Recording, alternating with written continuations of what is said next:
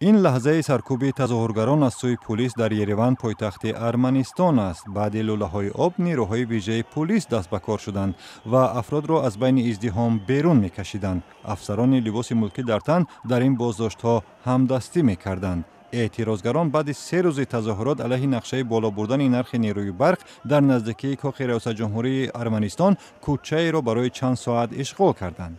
پلیس ارمنستان میگوید 237 نفر دستگیر و 18 تن در درگیری‌ها زخمی شده‌اند. خبرنگاران نیز لط و کوب و دستگیر شدند. یک نواربردار رادیوی آزادی نیز مورد حمله قرار گرفته عضو دیگری دفتر آزادی برای مدت کوتاه دستگیر شد.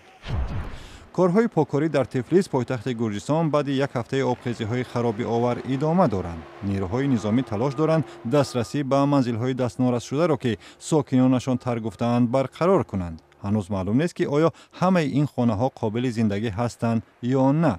آبخیزی که شب 13 ایون آغاز یافت دست کم 19 کشته به جا گذاشت. ساکنان شهر پشاور در شمال و غرب پاکستان علیه قتل 2 تن از افراد بجا شده اعتراض کردند. این 2 نفر 2 روز قبل در شهر بنو از سوی نیروهای دولتی کشته شدند. تنش‌ها روز 21 ایون وقت رخ داد که بجا شدگان از وزیرستان شمالی با طلب راه دادن آنها به اردوگاه پناهجویان با نیروهای دولتی درگیر شدند.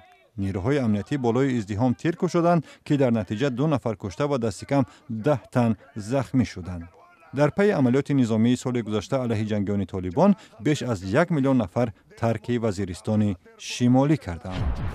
ادیب پرو ماریو وارگاس لولوسا با یک سفر کوتاه به خاطر معرفی ترجمه کتاب‌هایش از بلگراد پایتخت سربیا بازدید کرد.